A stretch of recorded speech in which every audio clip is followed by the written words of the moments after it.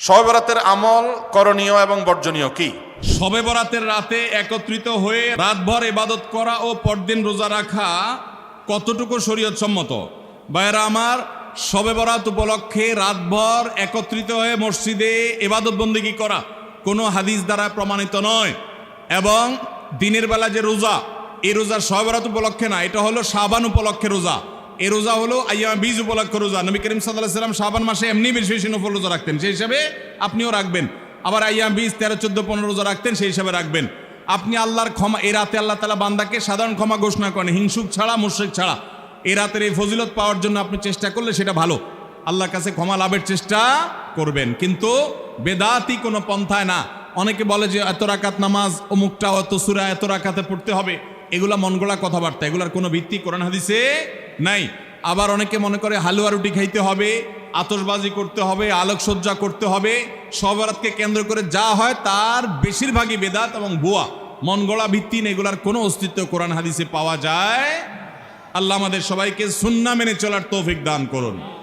আমরা সুন্নাহ মেনে চলবো। শাবান মাসের সবচেয়ে বড় আমল হলো নফল রোজা রাখা, বেশি বেশি রাখবো তো ইনশাআল্লাহ। শবে বরাতের আমল করণীয় এবং বর্জনীয় কি? মধ্য শাবানের রাত, যেটাকে আমরা শবে বরাত বলি, এই রাতের ফজিলত সম্পর্কে একটি হাদিস পাওয়া যায় যে আল্লাহ রাব্বুল আলামিন এই রাতে বান্দাদিগের প্রতি দৃষ্টিপাত করেন এবং হিংসুক ছাড়া, মানুষের পিছনে হিংসা করে, বিদ্বেষ করে এই লোক ছাড়া এবং শিরকে লিপ্ত মানুষ ছাড়া আল্লাহ তাআলা সবাইকে সাধারণ ক্ষমা ঘোষণা করেন। তো এই জন্য এই ক্ষমা পাওয়ার জন্য আমরা চেষ্টা করতে পারি এবং হিংসা এবং শিরক থেকে মুক্ত করবো, এটাই হলো আমল। এর বাইরে কোনো আমল, বিশেষ করে আমরা যখন আমাদের দেশে দেখি দলবদ্ধভাবে মসজিদে সবাই মিলে রাত্রি যাপন করে শবে বরাতে ইবাদতবন্দি করে, এরকম দলবদ্ধ কোনো ইবাদত, এমনকি অনেকে মনে করে যে এত রাকাত নফল নামাজ পড়তে হবে, প্রথম রাকাতে এই সূরা এতবার পড়তে হবে, এরকম কোনো কথা কোরআন হাদিসে কোথাও উল্লেখ। আপনি অন্য 10টা রাতে ইবাদতবন্দির মতো এই রাতেও চাইলে নফল নামাজ পড়তে পারেন। আবার আইয়ামে বীজের রোজা, চন্দ্র মাসের 13, 14, 15 রোজা রাখছেন, সেই হিসাবে রোজা রাখতে পারেন। শাবান মাসে রোজা রাখেন, সেই হিসাবে রোজা রাখতে পারেন। এর বাইরে এই রাতকে কেন্দ্র করে আমরা অনেকে মনে করি এ রাতে ভাগ্য ঠিক হয়। শবে বরাতে মানুষ সবচেয়ে বেশি মসজিদে যায় আমাদের দেশে, এর কারণ কি বলেন তো? অন্য কোন রাতে মানুষ এত মসজিদে যায়? আজীবন জীবনে নামাজ এক ওয়াক্তও পড়ে না, ওই লোকও শবে বরাতে মসজিদে যায়। কারণটা কি? কারণ সে মনে করে যে এই রাতে আল্লাহ ভাগ্য নির্ধারণ করে, অতএব এই এক রাতে ইবাদত বন্দি করে আল্লাহর সাথে বাইল দিয়ে যদি সারা বছরের ভাগ্যটা ভালো করে ফেলা যায়, মন্দ কি? এটা হলো তার ভুল ধারণা। ভাগ্য নির্ধারণ হয় লাইলাতুল কদরে, শবে বরাতে না। সূরা দুখানের 3 এবং 4 নম্বর আয়াত দেখেন, আল্লাহ বলেছেন যে রাতে কোরআন নাজিল হয়েছে, একই রাতে আল্লাহ তাআলা গুরুত্বপূর্ণ বিষয়গুলো ধার্য করেন। কোরআন নাজিল হয়েছে কোন রাতে? শবে কদরে। আল্লাহ আমাদেরকে সঠিকটা বোঝার তৌফিক দান করুন। তবে এ রাতে ওই যে আল্লাহ তাআলা বান্দাকে সাধারণ ক্ষমা ঘোষণা করেন, আল্লাহর সাধারণ ক্ষমা ঘোষণার জন্য আমরা চেষ্টা করতে পারি। এরপরে প্রশ্ন, পা দিয়ে নামাজের বিছানা ঠিক করা যাবে কিনা? অনেকে মনে করেন জায়নামাজ এটা পাও দিয়ে সোজা করা যাবে না। জায়নামাজ বা মুসাল্লা, নামাজের বিছানা, এটা পাও দিয়ে যদি আপনি সোজা করেন, পাও দিয়ে গোছান, মেলেন, তাহলে এটাতে কোনো অসুবিধা নাই, কারণ এটা আপনি এর কারণে কোনো অন্যায় করেন নাই। জায়নামাজ বা নামাজের মুসাল্লা এটা একটা কাপড় বা একটা কার্পেটের টুকরা বা এই জাতীয় কিছু, অতএব এটাকে হাত দিয়েই সোজা করতে হবে, পাও দিয়ে সোজা করা যাবে না, এমন কোনো কথা কোরআন হাদিসে কোথাও নেই। অতএব যে কোনোভাবে সোজা করলেই নামাজ হয়ে যাবে। এরপরে প্রশ্ন হলো, রাসূলুল্লাহ সাল্লাল্লাহু আলাইহি ওয়াসাল্লামকে স্বপ্নে দেখার কোনো বিশেষ আমল আছে কি? রাসূল করিম সাল্লাল্লাহু আলাইহি ওয়াসাল্লামকে আল্লাহর অনেক নেককার বান্দারা স্বপ্নে দেখেন এবং নবী সাল্লাল্লাহু আলাইহি ওয়াসাল্লামকে স্বপ্নে দেখার সৌভাগ্য অনেকের হাসিল হয়। নবীজি সাল্লাল্লাহু আলাইহি ওয়াসাল্লামের জীবদ্দশায় অনেক সাহাবীরা তাকে স্বপ্নে দেখতেন। হাদিসে আসছে, নবী সাল্লাল্লাহু আলাইহি ওয়াসাল্লাম বলেছেন, আমার আকৃতি শয়তান কখনো ধরতে পারে না। শয়তান সবার আকৃতি ধরতে পারলেও নবী সাল্লাল্লাহু আলাইহি ওয়াসাল্লামের আকৃতি ধরে আবির্ভূত স্বপ্নে কারোর সঙ্গে সাক্ষাৎ করতে পারে না শয়তান। তো এই জন্য নবী করিম সাল্লাল্লাহু আলাইহি ওয়াসাল্লামকে কেউ যদি স্বপ্নে দেখে, সে সত্যিই দেখেছে। তবে এই হাদিসের ব্যাখ্যায় মুহাদ্দিস ওলামায়ে কেরামের অনেকেই বলেছেন যে এর মানে হলো নবী সাল্লাল্লাহু আলাইহি ওয়াসাল্লামের চেহারা যারা চিনতেন, যেমন সাহাবীরা, তারা নবীজিকে স্বপ্নে দেখলে সত্যিই নবীজিকে দেখছেন, শয়তান তার চেহারা বিকৃত করতে পারে না। কিন্তু যারা নবী সাল্লাল্লাহু আলাইহি ওয়াসাল্লামকে দেখেন নাই, যেমন আমরা অনেক পরে দুনিয়াতে আসছি, আমরা তাকে দেখি নাই, তার চেহারা এক্সাক্ট কেমন ছিল আমরা জানি না। অতএব এই যুগের মানুষের জন্য সেটা প্রযোজ্য না। এই যুগে কেউ দেখলে সেটা নবী সাল্লাল্লাহু আলাইহি ওয়াসাল্লামের চেহারাও হতে পারে, অন্য কারো চেহারা তার কাছে নবীজি মনে হতে পারে। এটা এক শ্রেণী উলামাদের মত। আর অপসিন আমাদের মত হলো না, এই হাদিসটা ব্যাপকভাবে সকল যুগের জন্য প্রযোজ্য।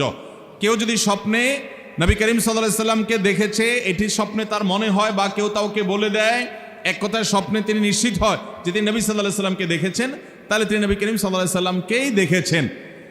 তো নবী সাল্লাল্লাহু আলাইহি সাল্লামকে দেখা নিয়ে এরকম দুটি মত আছে, কিন্তু তাকে স্বপ্নে দেখার জন্য বিশেষ কোনো আমল আছে কিনা যে এটা করলে তাকে স্বপ্নে দেখা যাবে, এই মর্মে নবী করিম সাল্লাল্লাহু আলাইহি সাল্লাম থেকে হাদিসের আলোকে বিশেষ কোনো আমলের কথা আমরা জানি না যে এটা করলে তাকে স্বপ্নে দেখা যাবে, এরকম কথা বলা আছে। তবে অনেক উলামা ইকরাম, অনেক নেককার আল্লাহ ভীরু মানুষরা তাদের অভিজ্ঞতার আলোকে বলেছেন যে যদি কেউ নবী সাল্লাল্লাহু আলাইহি সাল্লামের ভালোবাসা তার অন্তরে প্রগাঢ়ভাবে ধারণ করতে পারে, নবী সাল্লাল্লাহু আলাইহি সাল্লামের মহব্বতকে সবকিছুর উপর অগ্রাধিকার দিতে পারে এবং নবী করিম সাল্লাল্লাহু আলাইহি ওয়াসাল্লামকে তার সুন্নাহর মাধ্যমে অনুকরণ অনুসরণ করে, নবী করিম সাল্লাল্লাহু আলাইহি সাল্লামের সুন্নাহগুলোকে সবসময় খুঁটি খুঁটি মেনে চলে, কোনো কাজ তার সুন্নতের বাইরে করে না, এরকম সুন্নতের আশেক যদি হতে পারে কেউ, সেই সাথে নবী করিম সাল্লাল্লাহু আলাইহি সাল্লামের প্রতি দুরূদ যদি কেউ বেশি বেশি পড়ে, প্রতিদিন যত বেশি সংখ্যক সম্ভব দুরূদ পড়া মোহাব্বতের সাথে, এই কাজগুলো যদি কেউ করে, তাহলে সেক্ষেত্রে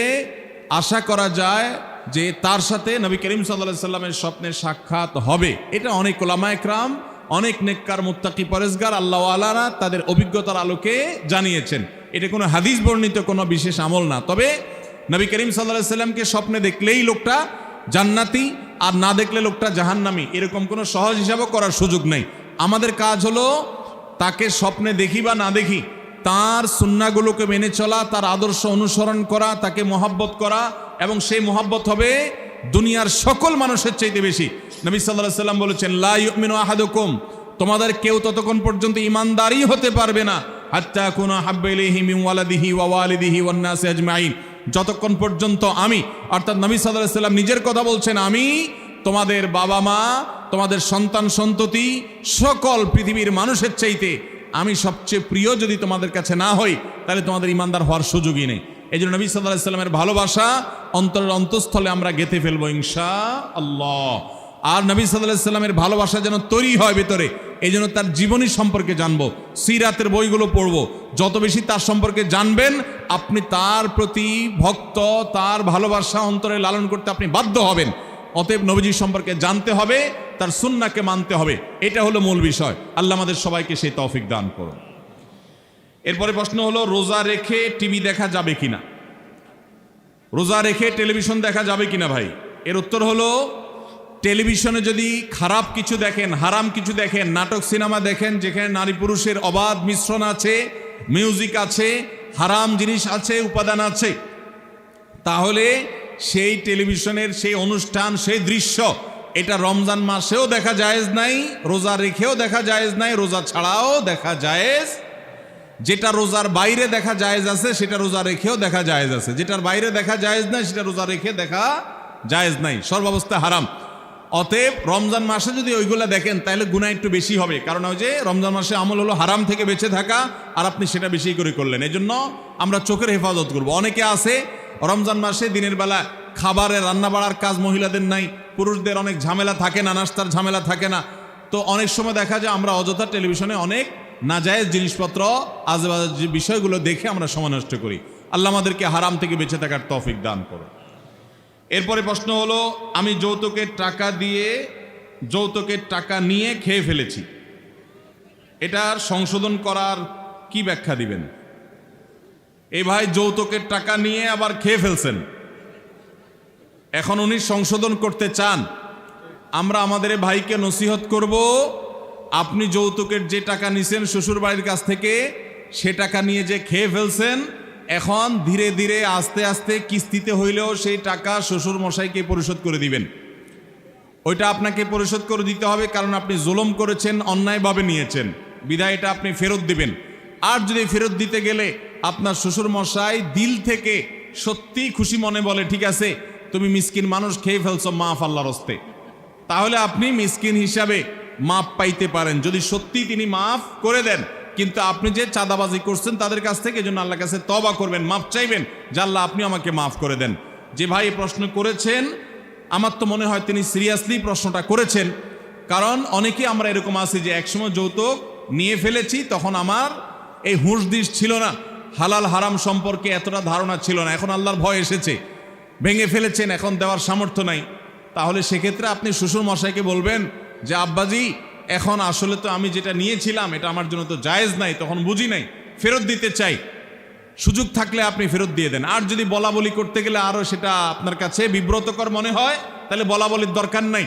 আপনি যৌতুক স্বরূপ 2 লাখ টাকার জিনিসপত্র নিছেন, তাহলে ওই 2 লাখ টাকা দিয়া কিছু কিনে অথবা 2 লাখ টাকা শ্বশুরমশাইকে এমনি বলেন এটা হাদিয়া আপনাকে দিয়ে দিলাম, এরকম করে কৌশলে তাকে দিয়ে দেন, আপনি দায়মুক্ত হয়ে যাবেন। আল্লাহ আমাদেরকে এই যৌতুকের হারাম খাওয়া থেকে বেঁচে থাকার তৌফিক দান করুন।